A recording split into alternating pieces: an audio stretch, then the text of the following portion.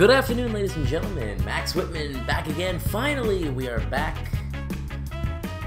It's been a long week and a half, 2 weeks, with no content, and I'm itching to get back into it. I know you are itching to hear me. We had a bit of a flu run through the house. Ran right through Book It Better headquarters and put us out of action for a while. But we are back. We are back. We've got plenty of content all lined up. It's in the chamber. It's ready to go. We are back live. So we are back here with February week 1, 1995. This is the Royal Rumble Fallout Show. As always, I am Max Whitman, your host for the afternoon. If you're joining us, as usual, on your lunch break, I know I say that all the time. If you're here on your lunch break, welcome. Sit down, crack open that Coca-Cola, take a bite of that ham sandwich that you've been so anxiously looking forward to eating all morning while you slaved away at your desk, bringing in the bucks, as I will be doing later on in the afternoon. But for now, I'm here with you in the studio, content ready to go. It's the Fallout Show. Let's jump right into it. We're gonna start with a couple of dark matches here, and they're actually really good dark matches. We get Diesel versus Lex Luger in a dark match. So that's the Intercontinental Champion, the new Intercontinental Champion, Diesel. If you didn't watch Royal Rumble, I just spoiled that for you. If you did watch Royal Rumble, you already know that Diesel won the title. He has a dark match. It's a 78. Diesel really off his game here. But it scores a 78. I want to try and start using my dark matches as a way. I find, honestly, I'm kind of a chronic underuser of dark matches. And when I do use them, it just kind of tends to be to get new faces, some matches in front of a live crowd. And I tend to fail at using the dark matches to test out future possible matchups. So that's what we're doing. We're just getting Diesel versus Lex Luger. Possibility that I may put them against each other in the future. It's fairly likely, actually, and I don't even know. I don't think nothing in this show, but fairly likely that they'll meet up at some point as I try to find a new opponent for Diesel.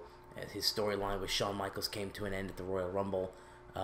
So you'll start looking for a new opponent for him, a new challenger for that Intercontinental title. So we get a 78 there. Our next dark match is also 78. It's Undertaker versus Vader. Times with a lack of psychology. Undertaker pulls a 93, Vader at 87. It does get a 78 though.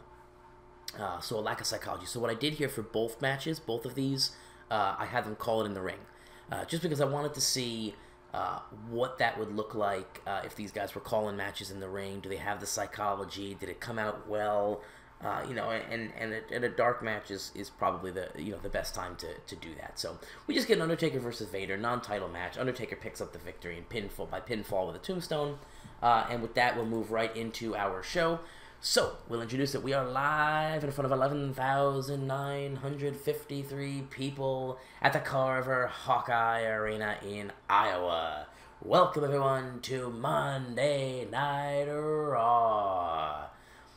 And we're getting a video package introducing the episode of Raw and recapping what happened last night at the Royal Rumble.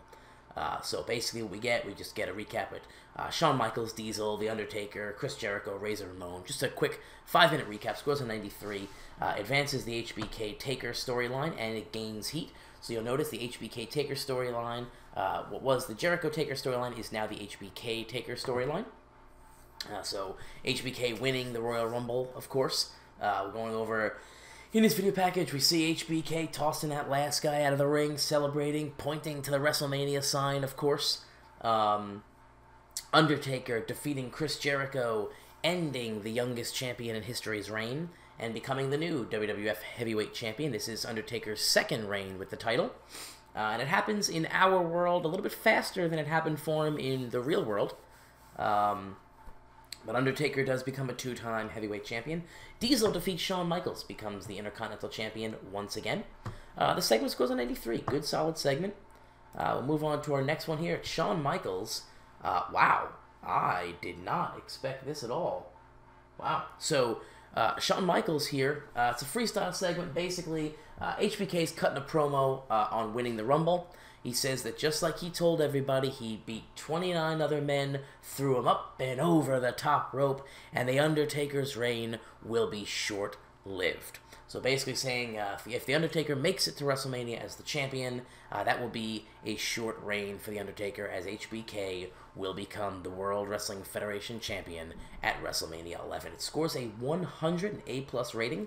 I was actually surprised with this one, actually, because we've seen HBK pull 100 ratings before, but always when he's with somebody else. So it's always HBK, Diesel, and Razor that are pulling those hundreds. I haven't seen HBK pull 100 on his own at all. So this is the first time we get that. But it is just a quick little promo with Shawn Michaels, about 5 minutes long. Actually, I shouldn't say that. It's an 8-minute promo. And it'll bring us to the New Hart Foundation versus the Hardy Boys.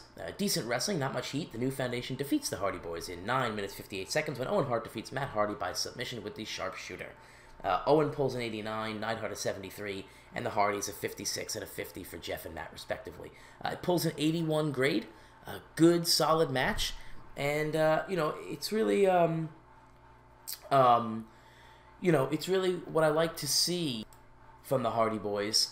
They're getting better. They're improving every match. They're getting better. I'm really going to start putting them with these top-tier guys, see what they can do, see what kind of grades they can pull, because I'd love to have a true... One thing I don't have right now is a true main event babyface tag team. I have some good babyface tag teams, but none... Like on the heel side, you've got Yokozuna and Crush, and the Hart Foundation are your two true main event heel tag teams. I don't have that on the babyface side. So it's really trying hard to build the Hardy Boys. They've got all the stuff. It's just a matter of getting them in the ring and letting them do it. Moving on next, we get a freestyle. It's Diesel and Todd Pettengill. Diesel was superb working without a script. This scores an 87. And basically, what Diesel is saying here, he's given an interview about winning back the Intercontinental title. He says, for too long, he has served as a bodyguard for somebody else. I'm trying to read the thing here. Too long I've served as a bodyguard for somebody else, and have assisted too many other people rising to the top. He has stood by and helped others climb the ladder, but tonight he stands alone as the Intercontinental Champion. He is never going back to being a bodyguard. Tonight, as the Intercontinental Champion, Big Daddy Cool's climb to the top of that mountain starts now. So Diesel making a big statement saying, yeah, the bodyguard gimmicks, it's all done for me. I have climbed the mountain. I have beat Shawn Michaels fair and square. I have won back this Intercontinental title, and my time is now. Everybody can talk about Shawn Michaels all they want, but Shawn Michaels is in the past. Big Daddy Cool put Shawn Michaels to rest at the Royal Rumble, and everybody in that crowd, all 40,000 people, saw it live when Big Daddy Cool pinned the Heartbreak Kid, and my climb starts now. Not a bad Diesel promo, 87. This is going to be a good episode of Raw. It's going to be a really good episode. We get the Head Shrinkers versus Smoking Guns, pulls a 67. Pretty much exactly what we thought it would be. Just a short little 8-minute match. The Smoking Guns are going to win this match in 8.5 minutes when Samu is disqualified while fighting Bart Gunn. So the Head Shrinkers, embracing their new heel role, they are... they're going at it with the Smoking Guns. They're going to get themselves disqualified. Not a bad match, 67. Just kind of a cool-down match. Next up, we get Chris Jericho and The Undertaker with a segment here. The Undertaker's superb working without a script. Our announce table is weak. I'm going to have to look into that and find out why. I wonder if we just have low experience over there with the specific grouping of guys that we have. Chris Jericho comes across well. The Undertaker came out looking excellent. And the HBK Taker saw them. So basically what this is, Jericho says, what happened last night was a travesty. He's nearly in tears out here. We're seeing Jericho, keeping in mind Jericho was the youngest champion, and he is acting like the youngest champion here. He's acting childish. He's out here. He's nearly in tears. He's stomping. He says what happened last night was a travesty. He's kneeling to demands a rematch. He wants a rematch. He wants it tonight. He wants it in your house. He wants it at WrestleMania. He doesn't care. He wants a rematch. He deserves it. The Undertaker appears in the ring and tells him there is one pay-per-view before WrestleMania. And if he wants that rematch, he, just like everyone else, will earn that opportunity to face him at that in your house. Jericho is in tears. He's not happy with that, but he storms out. He's visibly intimidated here by The Undertaker. It scores a 90. We get a nice solid grade there. And moving on to our main event, it's Sid Vicious versus Razor Ramon. And there's going to be a draw here. The match is going to descend into chaos after Bam Bam Bigelow and Adam Bomb become involved. There were times when there's definite lack of psychology here. Anytime you have Sid Vicious in the ring, you're going to run into that. Adam Bomb hints as a face turn. It got little reaction. The fans recognize that it's not his strong suit. Vicious pulls in 75. Razor in 90. I'm going to turn Adam Bomb here, and it's not going to go over well. I didn't realize that I had fairly recently turned him heel. I didn't think it was that recent. I really thought it was almost back to SummerSlam, almost a full year ago. But I need to make the turn for the storyline to work. So I'm going to go for it. It's going to probably do poorly. Let's see. Yeah, this turn suffers. So too many of your recent turns have been shocks with little build-up behind them. The fans are becoming jaded. So I kind of knew that was going to happen. The turn went badly. That's going to hurt Adam Bomb. It's going to hurt his morale a little bit, but it is what it is. We got to do what we got to do. We don't really have any turns coming up, and all our turns are going to be... It's one thing I'm really not good at planning my turns. I tend to decide, oh yeah, I'll turn a guy, and we'll do it this way, and I don't build the turns. I forget that that's a feature in the game, that you have to build those turns up. So that's going to be our last turn probably for a while, at least without serious build-up and a storyline behind it. So that's going to do it for our show today. Let's move on. Let's end our show here. The match goes to 75, by the way. Not a bad show. This is going to be a good episode of Raw. Yeah, 84. It's going to increase our popularity in 12 regions. So there we go. So that's so once again, guys, I really appreciate you guys stopping by. Appreciate you coming in. I apologize for falling behind a little bit. We had a bit of a situation here, but we are all good. We are healthy. We are, everybody here in the Whitman household is healthy and ready to go. Like I said, I got a lot of content in the chamber here, in the barrel, ready to start firing rounds. So, we are back on track. Today is, Wednesday? We'll be back on Friday, back on Monday, Wednesday, Friday from here on out. And then we got another creative meeting coming up that might go up Saturday. Might be a little bonus creative meeting. That'll probably be the Professor and I. And we'll be talking post-WrestleMania. So pretty much all our storylines are getting set to end at WrestleMania. We'll be talking post-WrestleMania for the direction of the show. And on top of that, the direction of the company as a whole. And we might just have one little surprise that you might catch in there. So make sure you stop in. It'll probably go up Saturday, maybe Sunday.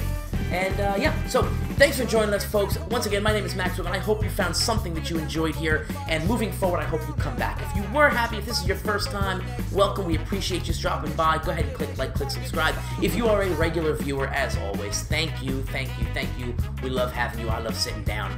Get out of here, finish off that sandwich, head back into work, make that money, baby. I will see you on Friday.